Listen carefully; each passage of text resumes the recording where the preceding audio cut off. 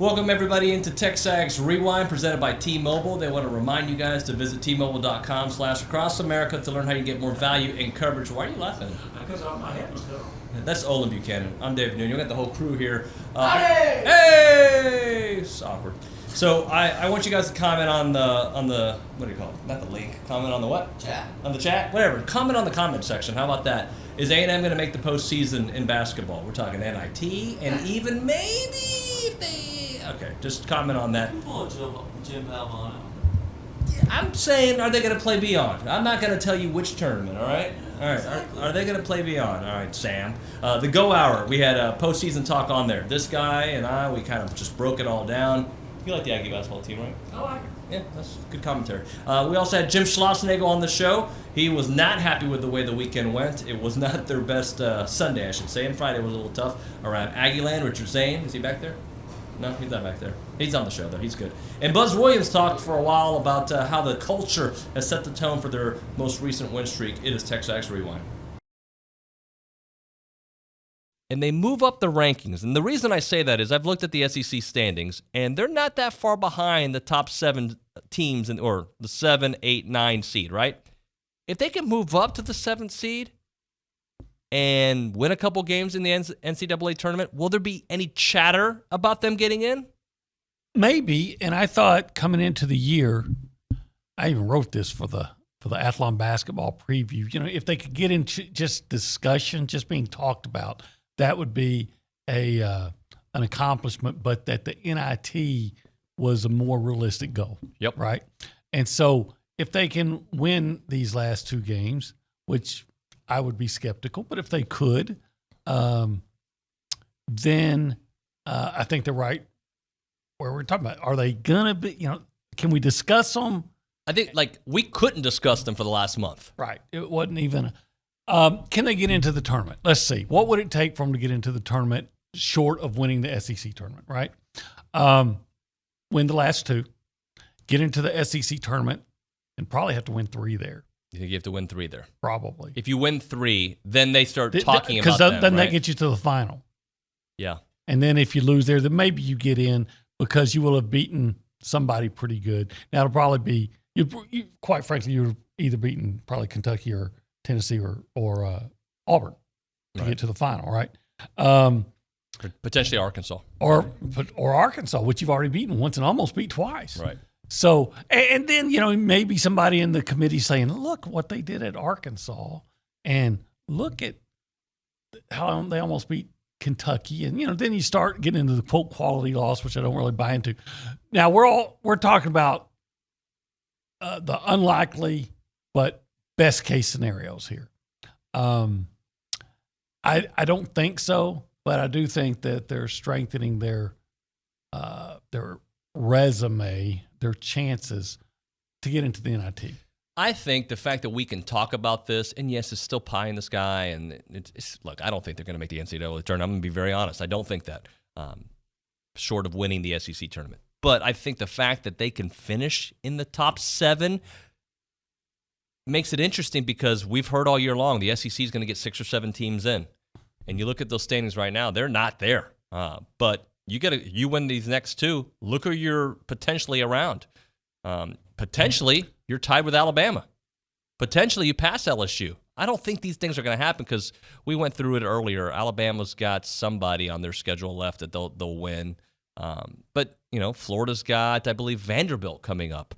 Vanderbilt, that loss now, there's a lot of costly losses on A&M's schedule, but that loss to Vanderbilt might keep you from this discussion being even more real. I think I'm not a big guy on, having big team meetings. I mean, the more team meetings you have, the worse your team is, I think. But, I think at this time of year, you want to learn from every game you play, win or lose. And I think it's important. My main point was obviously we didn't pitch well out of the bullpen for the most part, but there was just so many runs left on base, situational hitting.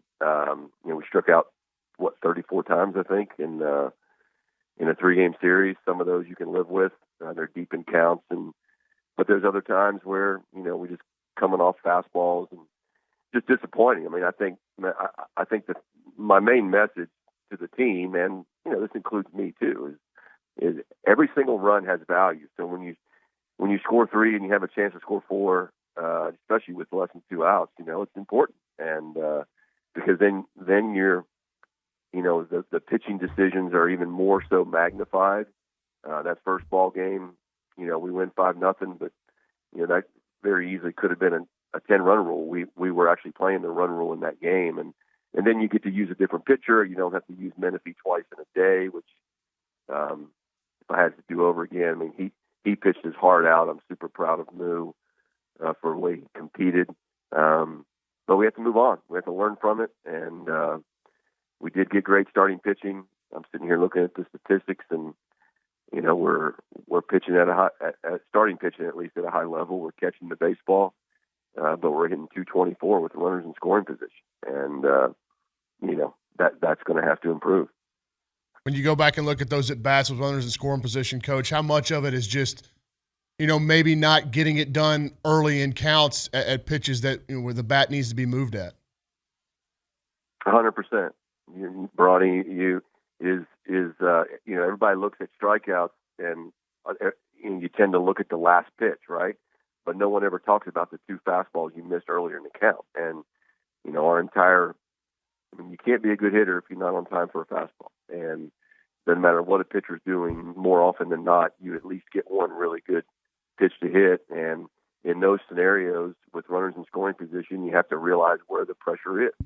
The pressure is on the pitcher, and you got to be on time for your pitch, and especially with a runner on third and less than 2 outs. And that there's a situation where you do have to make a physical adjustment to get the ball in play. And we're going to continue to work on that. It's not like we haven't. I mean, that's part of our offense is hitting with runners in scoring position. Or we're going to fight and give guys other opportunities that haven't had as many yet to get out there and do that. Hello, Richard. Hola. What a cold day at the ballpark yesterday, my friend. Actually, wasn't that bad. It was much colder on Friday. Than it was Sunday evening. Friday I had my thermals on. It was nice and toasty up there. Nice and toasty. It was balmy. 34 degrees. I'm trying to remember. Saturday it rained early, but could they have? I mean, no. All day? That Saturday was miserable. Okay. So I think they made the right call. So we played soccer early in the morning, and then the rest got canceled. So it was miserable. All right, what do we got around Aggieland? So men's basketball won their second consecutive game on Saturday night, defeating Ole Miss and Oxford 76-66. Tyrese Radford a team-high 19 points. Hassan Diarra had 13, and Quentin Jackson scored 11. After the game, Buzz Williams said that Marcus Williams is taking an indefinite leave of absence from the team, so we'll keep you updated on his status. The Aggies are back in action for a crucial Wednesday night tilt in Tuscaloosa, as the Aggies still have an outside shot at making the NIT and, well, maybe perhaps the NCAA tournament. 6 o'clock tip-off in Tuscaloosa. That game will be on the SEC Network. Women's basketball, the regular season concluded last night in lackluster fashion. A 67-58 road loss to number 25 Georgia. Aaliyah Patty had a double-double, 15 points, 10 rebounds. A&M trailed by 1 at the half, but got outscored 23-13 in the third quarter, and at that point it was pretty much over. A&M travels to Nashville on Wednesday to begin the SEC tournament at Bridgestone Arena. A&M will face Vanderbilt an 11 a.m. tip-off on the SEC Network. You can catch the entire tournament on the SEC Network. Softball was 1-2 this weekend in the Reveille Classic, but the 1-2 record's a little bit misleading as they faced their first-ranked opponent of the year. Number 7, Oklahoma State took down the Aggies 1-0. On Friday, Oklahoma State scored the game's only run in the very first inning as Kelly Maxwell one-hit the Aggies. Mackenzie Herzog was fantastic in the losing effort. 7 innings pitched, 5 hits, just 1 earned run against her. On Sunday, A&M faced Oklahoma State again, fell in another tight ball game, 2-1 to the Cowgirls. A&M took a 1-0 lead early in that one, and then gifted Oklahoma State an unearned run in the fourth. Oklahoma State took the lead in the sixth, and the Aggies unfortunately left the bases loaded in that sixth inning as well. Emily Kennedy, again, outstanding in the losing effort. 7 innings pitched, 4 hits, 2 runs, 1 earned against her. And then on Sunday night, the Aggies run-ruled Texas Southern 9-1. 8 runs on the first inning. It was over before it started. 7 different Aggies with a hit. 5 drove in a run. Joe Evans and company on the road this weekend at the Judy Garman Classic in Fullerton. Texas A&M baseball 1-2 against Penn. close loss. Nathan Detmer was fantastic on Friday. 6 innings, 6 hits, one run, no earned runs against him. Micah Dallas, fantastic in a 5-0 victory in Game 1 on Sunday. 8 innings pitched, 1 hit on the first pitch of the game, and then 1 walk later in the game. He punched out 6, and then we talked about the bullpen collapse in Game 2. A&M lost that one 8-5. They host Houston Baptist on Tuesday night before traveling to the Frisco Classic this weekend. Brandon Miller set an American collegiate record in the 800 meter at the SEC Indoor Championships this week in a time of 1:45.24. That broke former Aggie Devin Dixon's American collegiate and Texas A&M school record. The record had been 1:45.27. Lamar Disson won the SEC title in the women's high jump with a clearance of 1.91 meters. Equestrian saw their 8-match winning streak come to an end, losing to number 3 Auburn. They'll be back in action this weekend. And women's tennis racked up an historic non-conference record, 14-1 for the Aggies as they took down Rice 4-1 on Sunday afternoon. Buzz, we gave you a lot of props earlier in the show because you guys have been so good at self-diagnosing issues and fixing them in season, from offensive rebounds to free throws to attacking the rim. What do you credit that to? Like, what is it the attention to details are in practice? How do these things change during the season? Yeah, I've never listened to the show, so thanks for saying what you said. I want to make sure that the staff gets the appropriate credit. We've almost kind of it started a little bit even before we got here, and then as we've had changes since we've been here, it's kind of evolved into very, in my opinion, very football-esque in regards to the model of coaching and the model of leadership. There's a few teams, Thad Matta kind of started at Ohio State towards the end of his tenure that turned into Matt Painter, began to do it full time. And I began to study all of that, and it's just kind of evolved. A part of it is the long-standing relationship amongst the people on our staff. Devin's been with us 11 years. Lyle's been with us 10 years.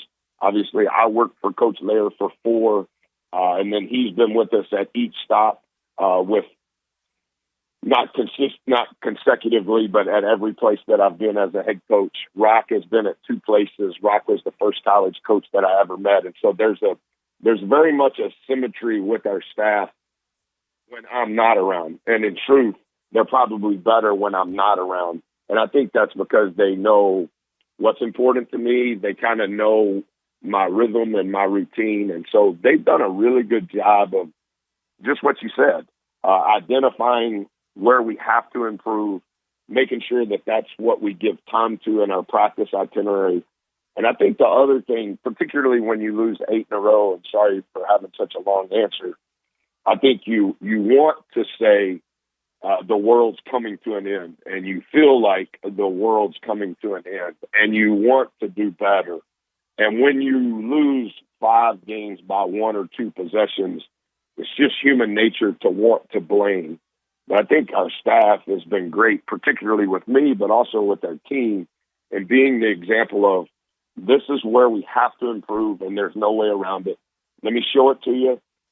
Let's walk through it. Let's talk about it. Let's practice it.